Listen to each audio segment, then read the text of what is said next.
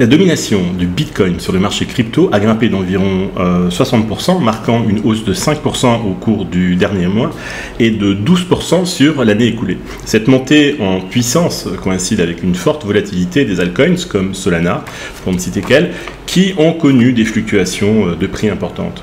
Les analystes attribuent l'effondrement du meme coin Libra à une perte de confiance majeure des investisseurs, ce qui a renforcé la tendance à réallouer les capitaux vers le Bitcoin.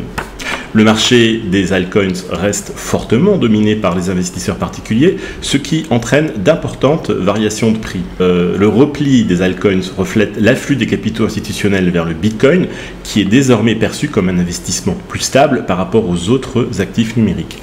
Le lancement puis l'effondrement rapide du meme coin Libra, soutenu par le président argentin à l'époque Javier Milei, ont fortement sapé la confiance des investisseurs, selon ces mêmes analystes. La valeur du meme coin s'est effondré après que l'équipe à l'origine du projet ait apparemment manipulé son propre lancement, entraînant une perte de capitalisation boursière d'environ 4 milliards de dollars en quelques heures. Les analystes estiment que cette consolidation des prix pourrait se prolonger en l'absence d'un catalyseur majeur.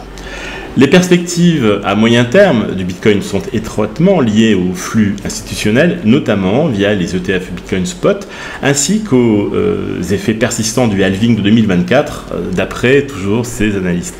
Les investisseurs surveillent de très près l'adoption institutionnelle et les facteurs macroéconomiques qui continuent d'influencer la trajectoire du Bitcoin. Malgré les incertitudes macroéconomiques telles que les droits de douane, le plafond de la dette, l'inflation et l'imprévisibilité politique, le Bitcoin est resté relativement insensible aux récents indicateurs macroéconomiques et l'intérêt ouvert n'a pas rebondi de manière significative après l'expiration de fin janvier.